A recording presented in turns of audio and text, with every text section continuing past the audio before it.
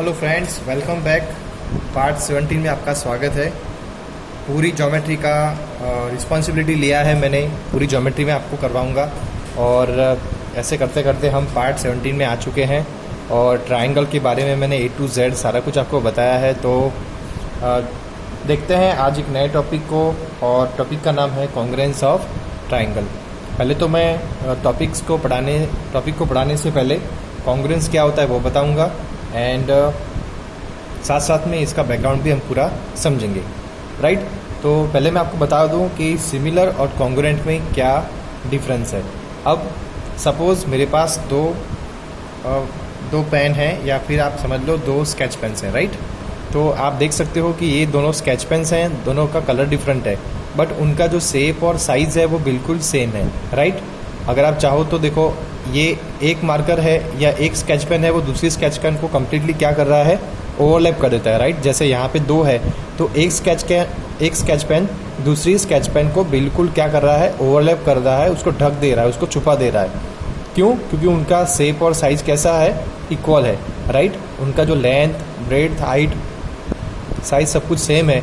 तो हम ऐसे ऑब्जेक्ट को क्या बोलेंगे, कॉन्ग्रुएंट ऑब्जेक्ट बोलेंगे, जिनका शेप, साइज़, एरिया सब कुछ सेम होता है, राइट। जैसे हमारे पास दो ATM कार्ड होते हैं, तो दो अलग अलग ATM कार्ड होते हैं, वो भी कैसे होते हैं, सेम साइज़ के होते हैं, वो आपस में ओवरलैप हो जाते हैं। अगर आप 200 रुपीज़ की नोट और 500 रुपीज़ की नोट आपस में ओवरलैप कराओगे तो ओवरलैप नहीं होगी, ठीक है। तो 500 रुपीज़ की नोट और 200 रुपीज़ की नोट है, वो कॉन्ग्रुएंट नहीं है, राइट। और सिमिलर कब होते हैं, जैसे मैं आपको बता दूं कि यहाँ पे मेरे पास दो स्केल हैं। एक स्केल है वो 30 सेंटीमीटर की है, और दूसरी भी एक स्केल है जो मेरे पास 15 सेंटीमीटर की है, राइट। तो ये स्केल है वो क्या करेगा, इस स्केल को ओवरलैप नहीं कर पाएगी। क्यों? क्योंकि इस जो पहले वाली छोटी स्केल है उसका एरिया छोटा है, उसकी साइज़ भी छोटी है, ठीक है। तो ऐसे ऑब्जेक्ट, मतलब उनका अपीयरेंस तो सेम है, दोनों दिखने में स्केल ही हैं, उनका अपीयरेंस सेम है, मगर उनका शेप और साइज़ सेम नहीं है। उनकी जो शेप है, उनका एरिया है, वो सेम नहीं है। इसीलिए ऐसे ऑब्जेक्ट को क्या बोला जाएगा, सिमिलर ऑब्जेक्ट। सिमिलर का मतलब एक जैसे दिखने वाले, मगर एक जैसे ही नहीं है, वो बिल्कुल जस्ट एक जैसे दिखते हैं। ये भी स्केल है, ये भी स्केल है, उनका अपीयरेंस सेम है, मगर उनका एरिया, उनका साइज़ सेम नहीं है, राइट। यहाँ पे देखो, ये स्केल बड़ी है, ये स्केल छोटी है। अगर कम्प्लीटली ओवरलैप कर लेता तो हम इसको कॉन्ग्रुएंट बोलते, बट इनका जो साइज़ है वो छोटा मोटा है, मगर इसलिए हम इसको क्या बोलते हैं, सिमिलर बोलते हैं, ठीक है। तो ये दोनों स्केल सिमिलर हैं, कॉन्ग्रुएंट नहीं है, क्योंकि उनका एरिया सेम नहीं है, राइट। अब मैं बात करूं, इन दो हाथ की बात करूं, तो देखो ये दोनों हाथ को अगर एक दूसरे पे ओवरलैप किया जाए तो ये दोनों हाथ कैसे हैं, कॉन्ग्रुएंट हैं, राइट। क्योंकि ये दोनों हाथ आपस में क्या कर रहे हैं, एक दूसरे को ओवरलैप कर रहे हैं। तो this both hands are overlap कर रहे हैं, it means these are the congruent object, क्योंकि ये आइडेंटिकल सिमेट्रिकल है और ये आपस में दूसरे को छुपा दे रहे हैं। तो ये जो हैंड्स हैं उनको भी हम क्या बोल सकते हैं, कॉन्ग्रुएंट बोल सकते हैं।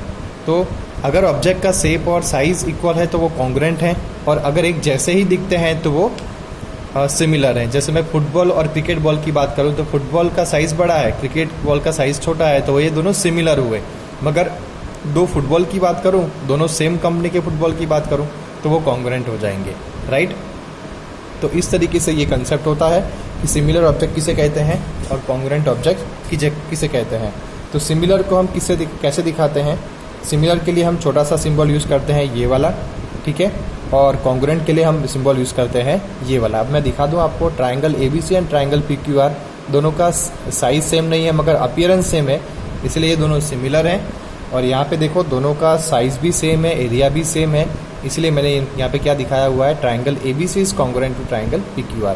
अब मैं यहाँ पे एक आपको स्टेटमेंट देने जा रहा हूँ, आप मुझसे एग्री करोगे। All similar object are not congruent, but all congruent object are similar. ये बात ट्रू है, क्योंकि सारे एक जैसे दिखने वाले ऑब्जेक्ट एक जैसे आइडेंटिकल नहीं हो सकते, मगर सारे आइडेंटिकल ऑब्जेक्ट एक जैसे दिखने वाले जरूर हो सकते हैं। ये है इसका स्टेटमेंट। क्लास 9 की CBSE book area of triangle में आप ये चीज़ पढ़ोगे, कॉन्ग्रुएंस ऑफ ट्रायंगल में भी आप क्लास 9 में ये चीज़ पढ़ोगे। तो काफ़ी इंपॉर्टेंट चीज़ है। एक जैसे दिखते हैं तो वो सिमिलर हैं, मगर एक जैसे दिखते भी हैं और उनका एरिया भी सेम है तो वो कॉन्ग्रुएंट है, ठीक है। सारे सिमिलर ट्रायंगल कॉन्ग्रुएंट हों जरूरी नहीं है, मगर सारे कॉन्ग्रुएंट ट्रायंगल सिमिलर हैं ये ज़रूरी है और ये ट्रू भी है। राइट।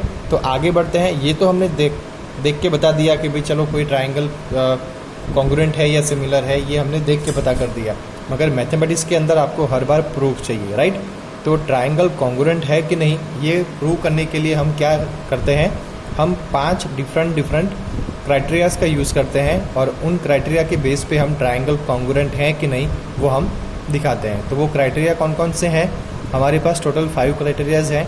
यहाँ पे देखो SSS, SAS, ASA, AAS and RHS। मैं सबको फुल फॉर्म बता देता हूँ पहले क्या है। Side side side, side angle side, angle side angle, angle angle side and right angle hypotenuse side. ये क्राइटेरियाज के बेस पे हम 2 ट्राइंगल को मैच कराते हैं, प्रूव करते हैं और फिर उनको कॉन्ग्रुएंट दिखाते हैं। अब आप बताओगे कि सर ये कैसे करना है, तो मैं आपको नेक्स्ट वाली वीडियोस के अंदर, मतलब आने वाले 5 वीडियोस के अंदर पार्ट नंबर 18 से लेके पार्ट नंबर 23 तक मैं आपको सारे क्राइटेरियाज 1 बाय 1 अच्छी तरीके से समझाऊंगा और कौन सी कंडीशन होनी चाहिए, क्या रूल्स होने चाहिए, वो भी मैं आपको बताऊंगा।